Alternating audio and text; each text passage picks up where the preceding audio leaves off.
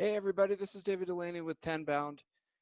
I am excited to share with you a discussion on taking the long view for sales and career success. I gave this presentation at a startup here in San Francisco a few months ago to a group of new SDRs and sales and marketing professionals. And I wanted to be sure to share it. I think that there's a lot here that can really help you to become more successful in your sales career, in your sales development journey, and just in your career as a whole, with some lessons that I've learned along the way. So thanks for tuning in. Let's dig in. I'm going to be talking about why now is the absolute best time to be entering the marketplace, or if you're in the middle or toward the end of your career, why the opportunity now is better than ever. And we are very blessed. I mean, we have a lot to be grateful for.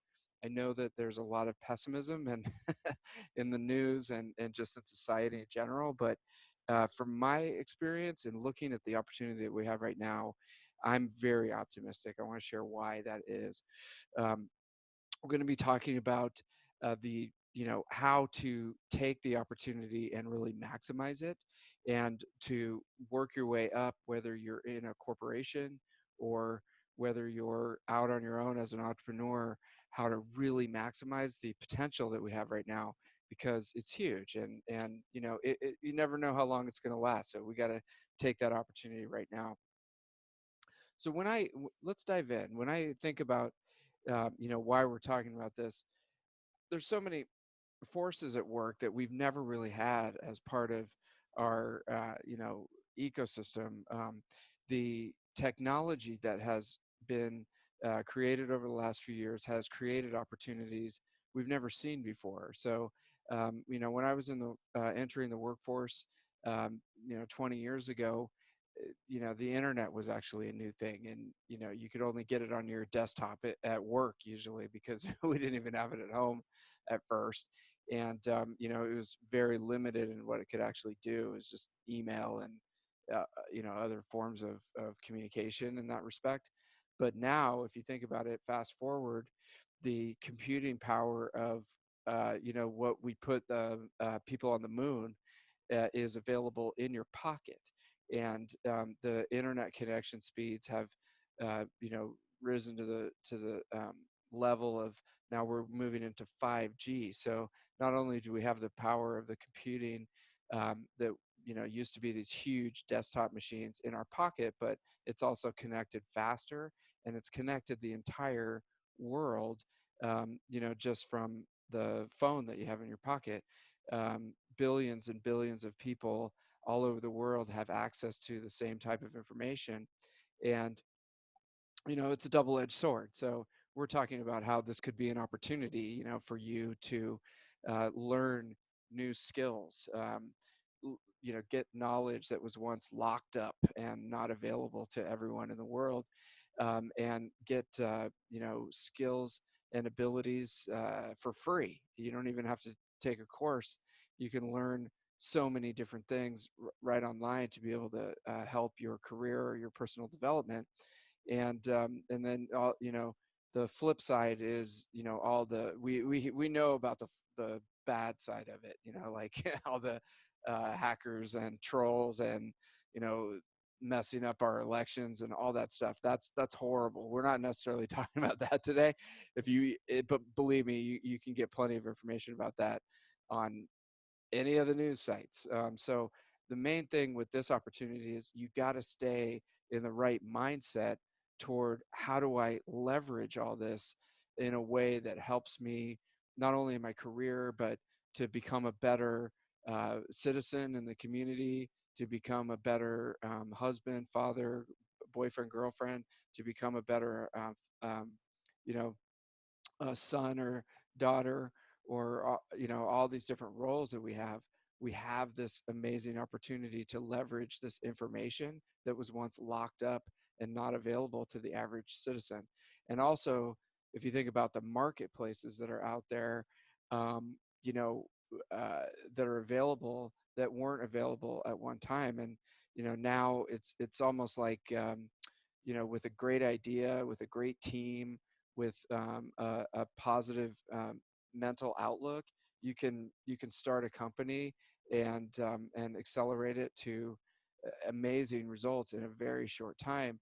And it's also the same with your career. If you're focused on the opportunity and the positive side of this equation, you can go out ahead of your peers that are really focused on distractions and the negative aspects of it.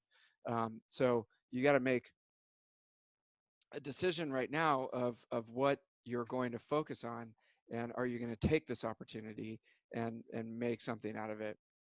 And we can think about what's stopping most people, and this is me. It's you. It's everyone in the world is facing the same, fear. And fear is, it could be a metaphor or an acronym, not a metaphor, acronym: false evidence appearing real, or these mental mind blocks that we put up in our head. And it's so easy because if you think about it, over the course of millions of years, humans developed because they had fear. If you were living in a cave and you weren't afraid of anything, you'd walk out of the cave and get eaten by a saber-toothed tiger.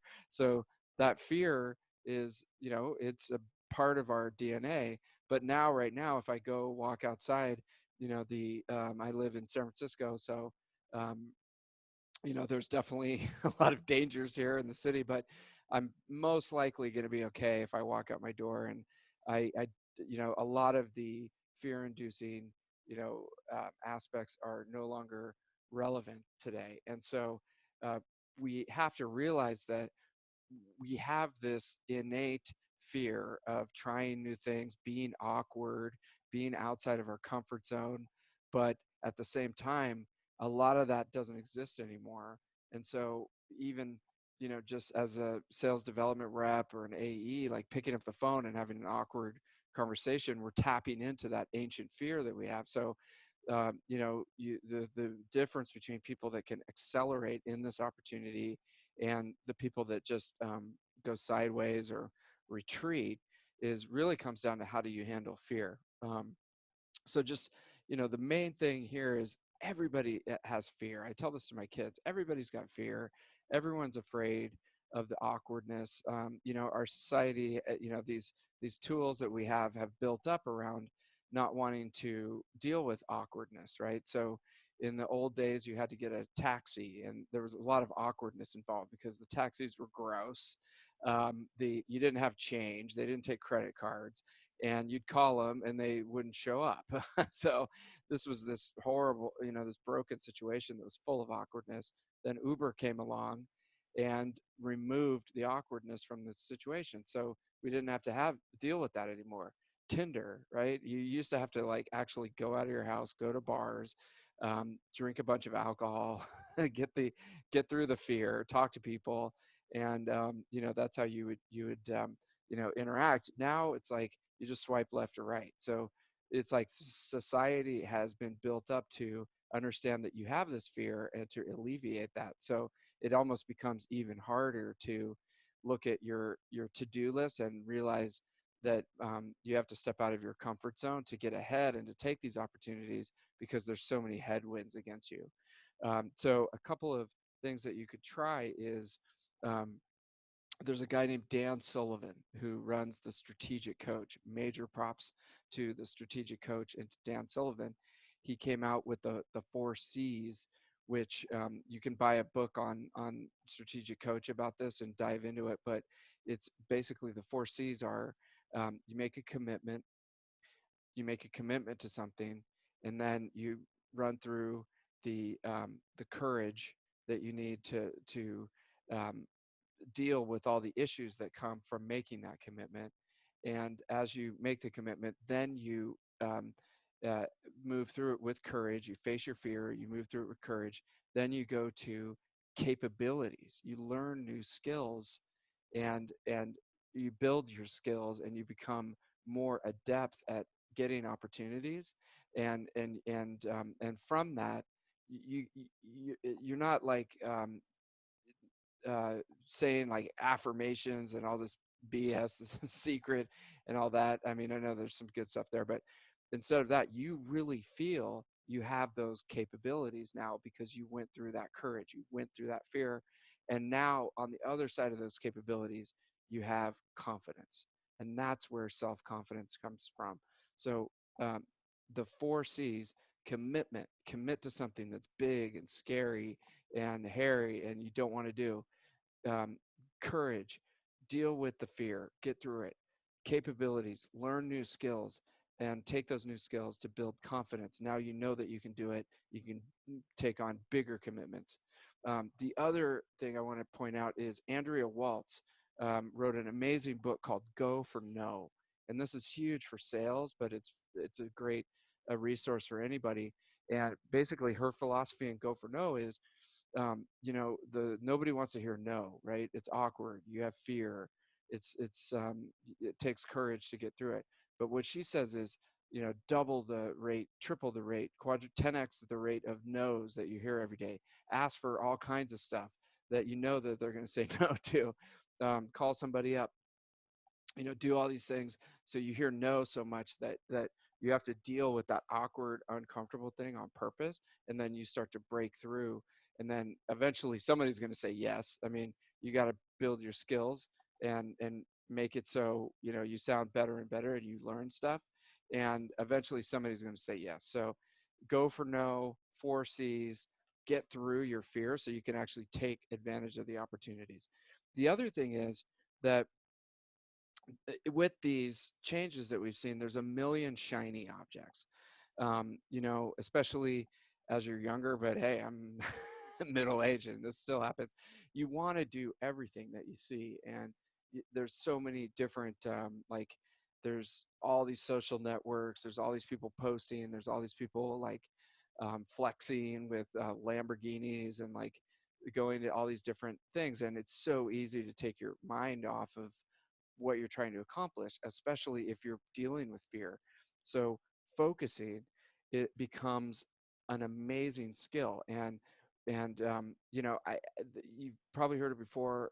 There's a lot of different resources, but it comes down to try to make the power of three in your career, in your personal life, in your relationships, in your health. Try to narrow down like the big 3 things that would have the most impact on the dreams and aspirations that you're trying to accomplish. And usually those big 3 things are going to be full of fear, and you're going to need courage to get through them, and they're really, really, really hard, but those are the big things that push the needle forward. um, so I'll give an example for Tenbound, for my career in running this company. There's big 3 things that I need to be focused on every day, no matter what, and those are prospecting, building content, and then building repeatable systems, so that I don't have to be doing everything in the business, and I can plug in different people and different resources and different AI and things like that to be able to scale, because I can't scale. I mean, my to-do list is ridiculous right now, and I can't do everything. I'm actually a roadblock on a lot of different stuff. So um, prospecting, I need to be speaking to new people, getting them, um, uh, you know, getting relationships built with people, learning about what they're dealing with, and learning how we could potentially help them, and I could become a resource to them, and getting their good information, about them, connecting with them on LinkedIn, and just understanding who the players are out there in my marketplace. So I got to focus on that. Obviously, a lot of people don't want to deal with me. They don't want to have a conversation with me. They don't want to deal with like fixing their sales development program right now, or going to different events that we have. That's fine. There's going to be a lot of no. There's going to be a lot of fear. There's going to be a lot of awkwardness, but I push through it. So prospecting, building content, doing stuff like this, like sharing, adding value every day. It's pure value. There's no like sales pitch or anything. So that's really, really important. Getting people into the community, got to do it every day. It's not always easy. It runs into other things, but I got to do it every day. So those are my big 3. So for my life, big three. I'll just give you one more example. It's health, family, and freedom. Okay, health, family, and freedom. Those are the big three. So, health. If I'm not healthy, if I don't have any energy, if I'm sick, if I'm, unable to focus, I'm a mess. I can't be there. I can't be a good father. I can't be a good husband. I can't be a good son. I can't be a good citizen in the community. So I got to take care of my health. It's got to be a huge issue, especially as you get older. It's always got to go to the gym several times a week. Got to eat as clean as I can. Got to lay off. I got rid of alcohol. I don't do any alcohol. No drugs. No nothing. And I'm even paring down. Like coffee is my big thing, but I'm trying to get rid of that, and all these things. So health has got to be number one priority. Next is my family. If I am a lousy husband and I don't pay attention to my kids and like help them and be there for them and love them, then they're gonna think they're gonna go away, and then what good am I? I have nothing. So it's so critical. My dad is getting older. He needs me to be there for him, and you know uh, build that relationship even deeper in the time that we have together. And then beyond it, with my sisters and my cousins and my nephews and nieces, like, really supporting that and being there if they're struggling or anything like that, and being connected with them. So I got to focus on my family. Next is freedom. Like I said, I spent 20 years in the corporate world working for other people. I mean, by the end of it, I was a freaking mess. I was burnout. I was physically exhausted. My health was terrible. Um, Relationships were terrible. And eventually I'm a little slow, so it took me a while to figure out I need financial freedom. I need to be able to run my own day. I need to be able to call the shots, and I need to be able to, run my own life. And in order to do that, unfortunately, you need money. And so that's a huge focus. I got to run the business well. I've got to run my investments well. I've got to think about how to, um, you know, um, build financial freedom, while I'm healthy, and I've got a few years ahead of me in my career. So health, family, and freedom. Those are the big three. So I'm going off on that, but it's like, what are your big three? What are you going to focus on? Do you have it written down? Do you have a plan of attack on your calendar every day to get to those things? And can you stay focused on those? You got to take a minute to focus, because then when all these other things come in and these shiny objects, you can be like, wait a minute, does this fit into my big three? And if not, then you're just like, no, dude, I can't do it. Because you got to be able to say no. You got to protect your calendar, and be able to focus on those. And when you think about the long view, it's like, time is going to pass anyways. Like right now, you might be 22, getting into your career. You're just like, dude, I got all the time in the world. Maybe you're 32, maybe you're 42, maybe you're 52, maybe you're 62. You realize that it's little actions that you took over the long term that really determined what comes out in your life. And right now, if you're younger, you still have a great chance to make a huge impact down the road, because time is going to go back anyways. If you're getting older, you still have a lot of time to make an impact with the technology, with the health improvements, with all these things. Who knows how long you're going to live? So time's going to pass anyways, and you gotta look at things from a long view. And especially when you think about generational things like your family and your kids and all that. I mean, you know it's the things that you're doing right now are going to make a huge impact. So, you know great example. If you're taking the long view on things, what's your good decision going to be? Like, there's a guy named Jim Rohn, and I definitely encourage you to check out his philosophies, because he's an amazing guy. He synthesizes a lot of different of these viewpoints, and this is one that I learned from him. So, every day it's a tiny choice that you have. that impacts you over the long term. So right now, you take a burger for lunch, no problem. You're not going to like keel over and die from a heart attack or gain 20 pounds and just be a blob. But if you take the salad, like you're not going to suddenly drop like your cholesterol level and become this healthy Adonis, that looks great and has six pack abs. Um, but over the long term, if you're talking like 20 years, 30 years, 40 years, all of a sudden these tiny decisions that you make every day make a huge impact. And it's the same with like if you're in sales, if you're not prospecting, if instead you take the easy route and just like mess around, if you're a dad and you don't spend any time with your kids and you just like, oh, it's no big deal. Like, just it compounds. And there's a great book by Jeff Olson that you should definitely check out. Hey, hello? Hey, Seth?